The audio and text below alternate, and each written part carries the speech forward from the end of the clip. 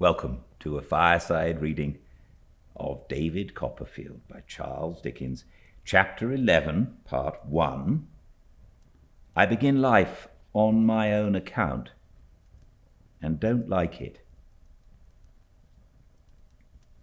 I know enough of the world now to have almost lost the capacity of being much surprised by anything.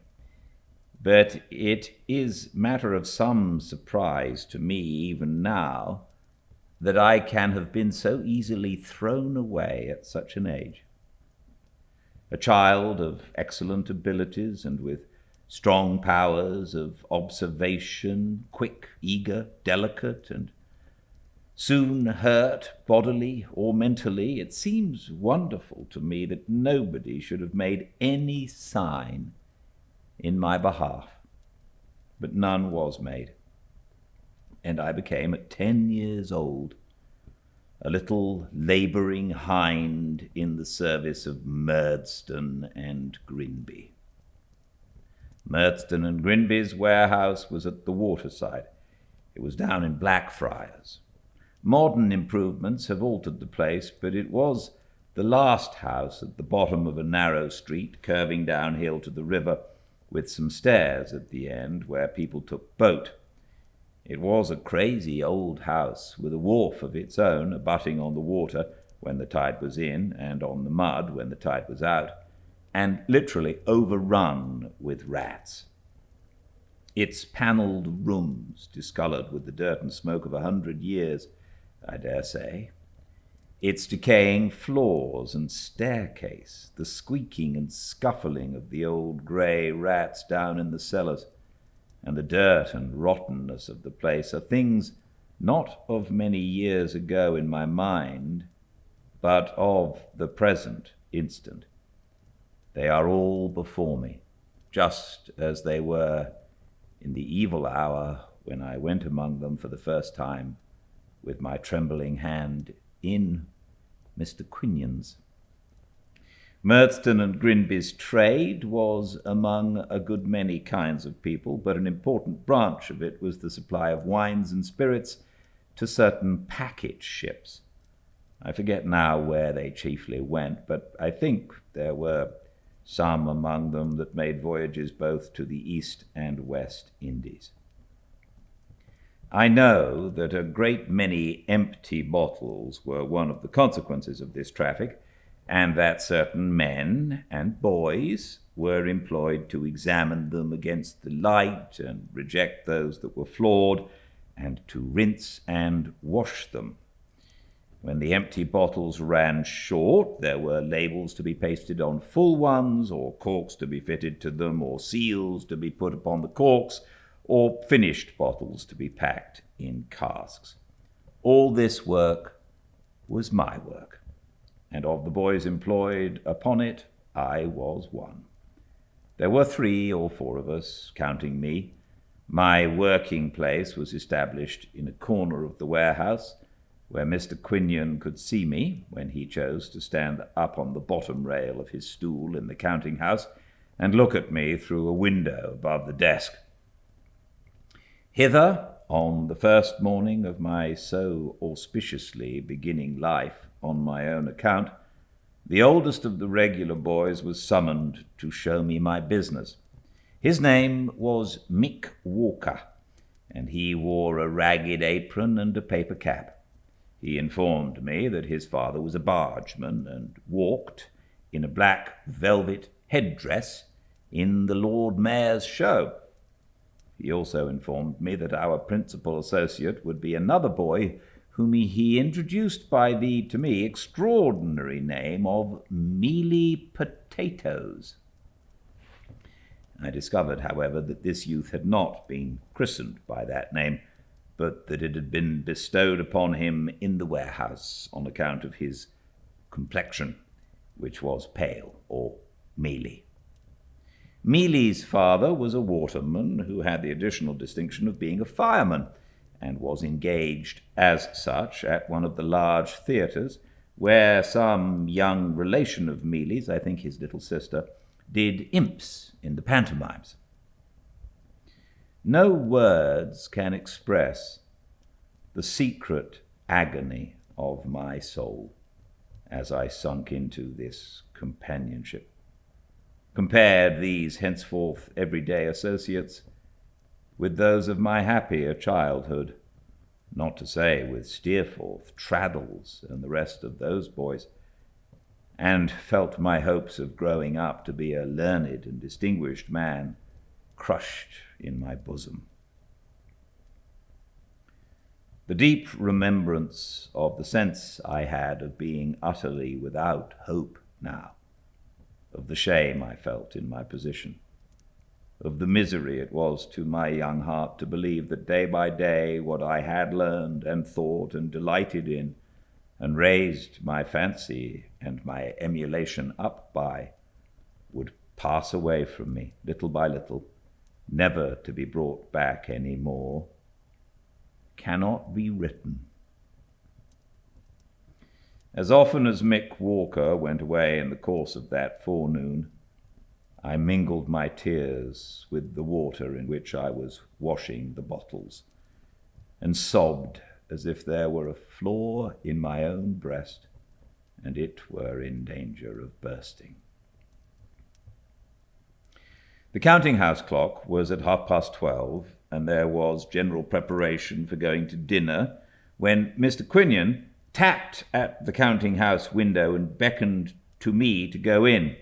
I went in and found there a stoutish, middle-aged person in a brown surtout and black tights and shoes, with no more hair upon his head, which was a large one and very shining, than there is upon an egg, and with a very extensive face, which he turned full upon me.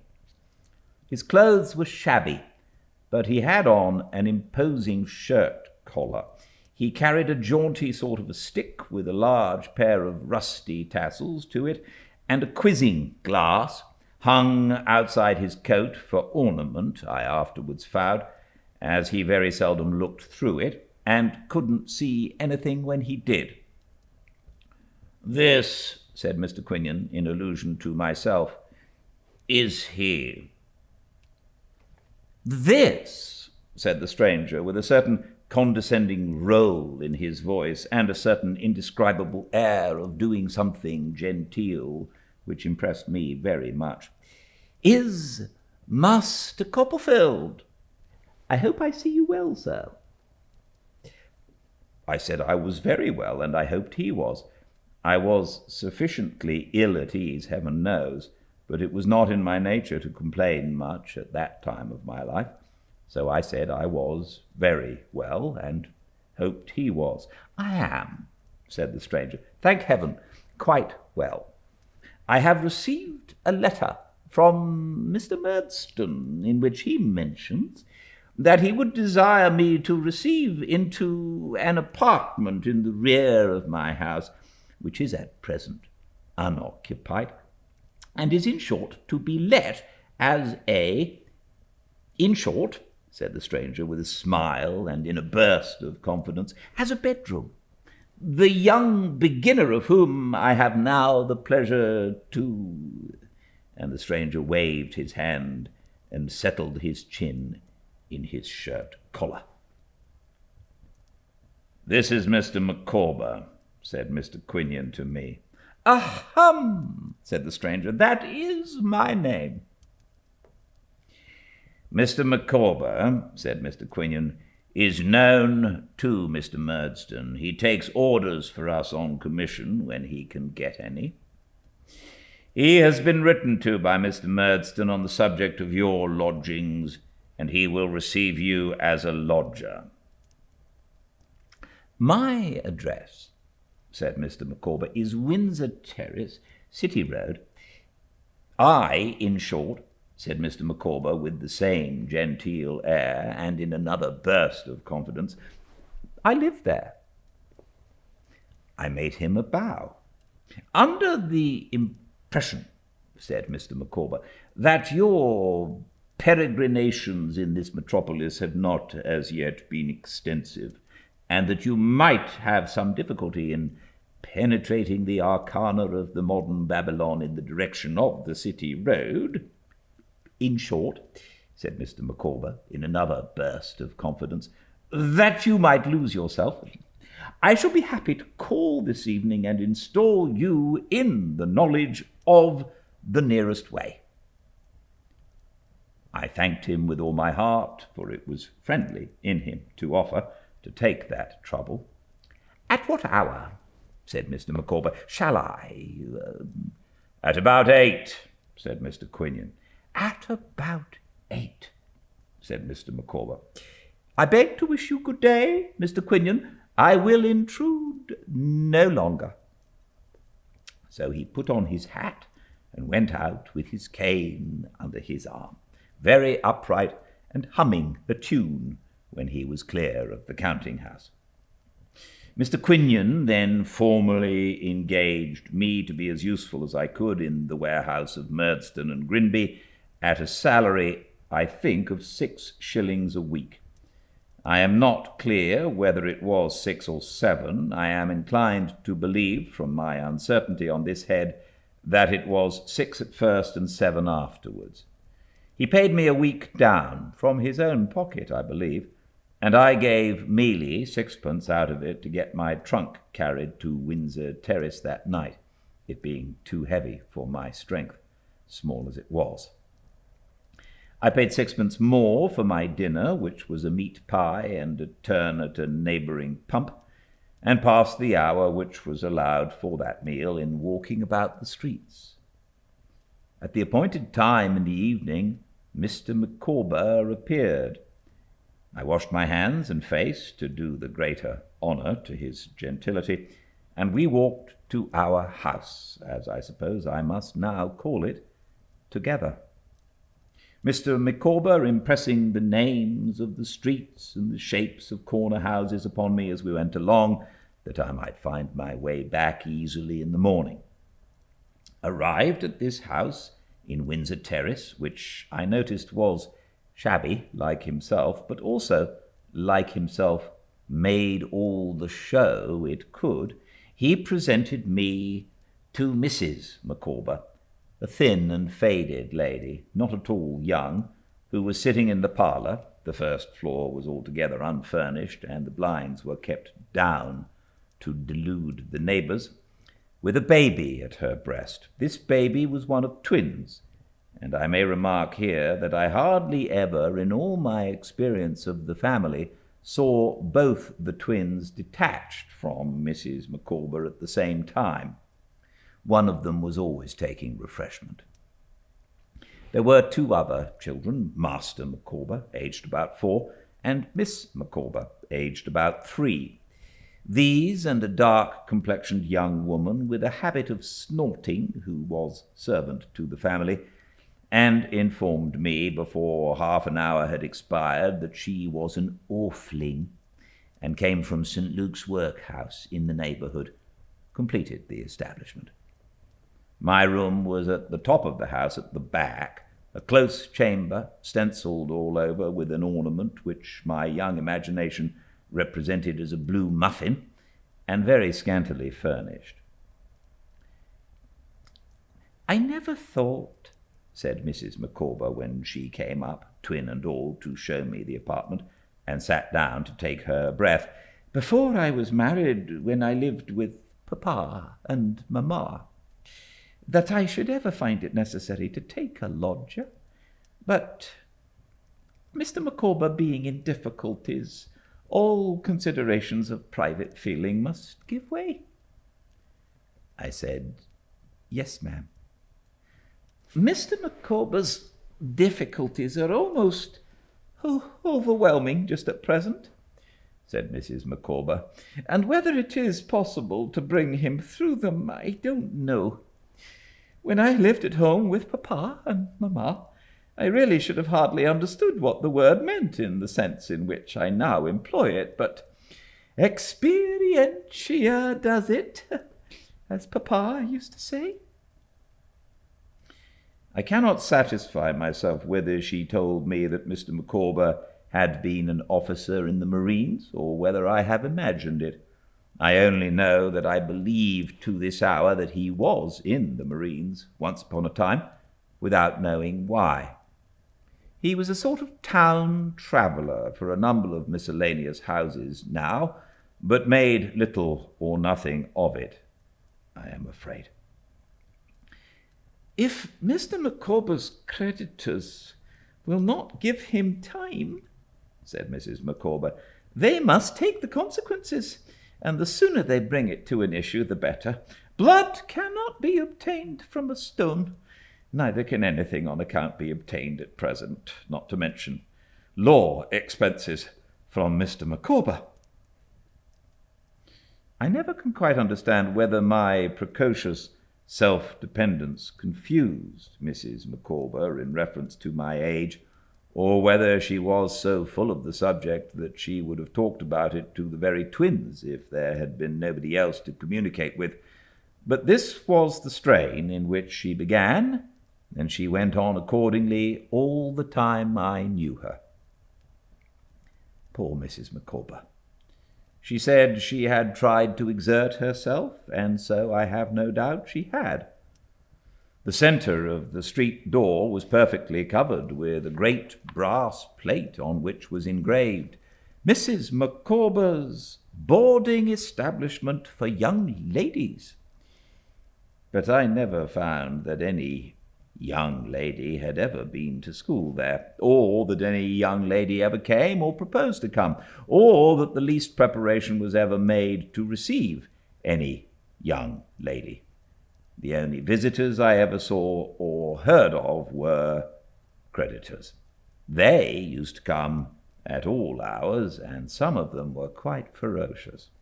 One dirty-faced man, I think he was a bootmaker, used to edge himself into the passage as early as 7 o'clock in the morning and call up the stairs to Mr. Micawber. "Come, you ain't out yet, you know. Pay us, will you? Don't hide. You know, that's mean. I wouldn't be mean if I was you. Pay us, will you? You just pay us, do you hear? Come!" Receiving no answer to these taunts, he would mount in his wrath to the words "swindlers" and "robbers," and these being ineffectual too, would sometimes go to the extremity of crossing the street and roaring up to the windows of the second floor, where he knew Mr. Micawber was. At these times Mr. Micawber would be transported with grief and mortification, even to the length, as I was once made aware by a scream from his wife, of making motions at himself with a razor. But within half an hour afterwards he would polish up his shoes with extraordinary pains and go out, humming a tune with a greater air of gentility than ever. Mrs. Micawber was quite as elastic. I have known her to be thrown into fainting fits by the King's taxes at 3 o'clock, and to eat lamb chops, breaded, and drink warm ale, paid for with 2 teaspoons that had gone to the pawnbrokers, at 4. On one occasion, when an execution had just been put in, coming home through some chance as early as 6 o'clock, I saw her lying, of course with a twin, under the grate in a swoon, with her hair all torn about her face. But I never knew her more cheerful than she was that very same night over a veal cutlet before the kitchen fire, telling me stories about her papa and mamma and the company they used to keep. In this house and with this family I passed my leisure time. My own exclusive breakfast of a penny loaf and a pennyworth of milk I provided myself. I kept another small loaf and a modicum of cheese on a particular shelf of a particular cupboard to make my supper on when I came back at night. This made a hole in the 6 or 7 shillings I know well, and I was out at the warehouse all day and had to support myself on that money all the week. From Monday morning until Saturday night I had no advice, no counsel, no encouragement, no consolation, no assistance, no support of any kind from any one that I can call to mind, as I hope to go to heaven.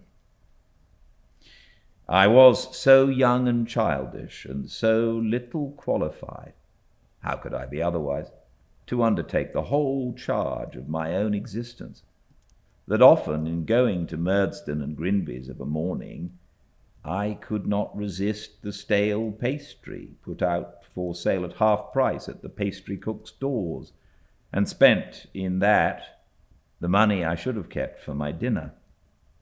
Then I went without my dinner, or bought a roll or a slice of pudding. I remember 2 pudding shops, between which I was divided according to my finances. One was in a court close to St. Martin's Church, at the back of the church, which is now removed altogether. The pudding at that shop was made of currants, and was rather a special pudding, but was dear, 2 worth, not being larger than a pennyworth of more ordinary pudding. A good shop for the latter was in the Strand, somewhere in that part, which has since been rebuilt. It was a stout, pale pudding, heavy and flabby, and with great flat raisins in it, stuck in whole at wide distances apart. It came up hot at about my time every day, and many a day did I dine off it. When I dined regularly and handsomely, I had a saveloy and a penny loaf, or a 4-penny plate of red beef from a cook's shop, or a plate of bread and cheese and a glass of beer from a miserable old public house opposite our place of business, called the Lion, or the Lion and something else that I've forgotten. Once, I remember, carrying my own bread, which I had brought from home in the morning, under my arm, wrapped in a piece of paper, like a book, and going to a famous à la mode beef house near Drury Lane, and ordering a small plate of that delicacy to eat with it. What the waiter thought of such a strange little apparition coming in all alone, I don't know, but I can see him now, staring at me as I ate my dinner and bringing up the other waiter to look. I gave him a 1/2 for himself, and I wish he hadn't taken it.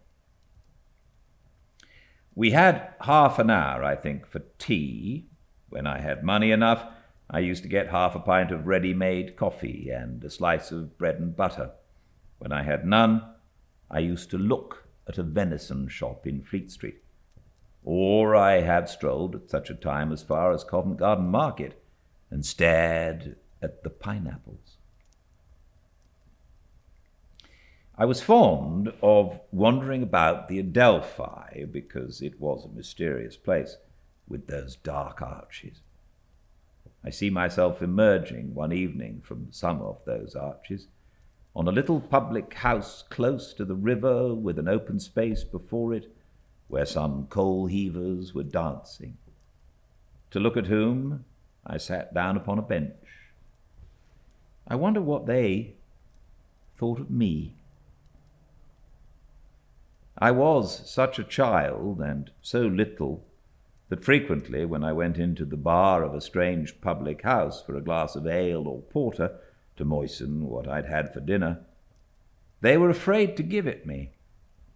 I remember one hot evening I went into the bar of a public house and said to the landlord, "What is your very best ale? A glass." For it was a special occasion. I don't know what, it may have been my birthday. "2 halfpenny," says the landlord, "is the price of the genuine stunning ale." "Then," says I, producing the money, "just draw me a glass of the genuine stunning, if you please, with a good head to it." The landlord looked at me in return over the bar from head to foot with a strange smile on his face, and instead of drawing the beer, looked round the screen and said something to his wife. She came out from behind it with her work in her hand and joined him in surveying me. Here we stand, all 3 before me now. The landlord in his shirt sleeves, leaning against the bar window frame, his wife looking over the little half door, and I, in some confusion, looking up at them from outside the partition.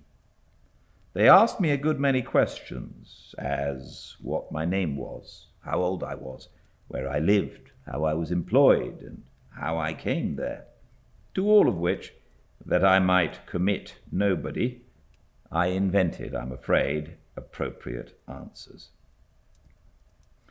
They served me with the ale, though I suspect it was not the genuine stunning, and the landlord's wife, opening the little half door of the bar and bending down, gave me my money back, and gave me a kiss that was half admiring and half compassionate, but all womanly and good, I am sure.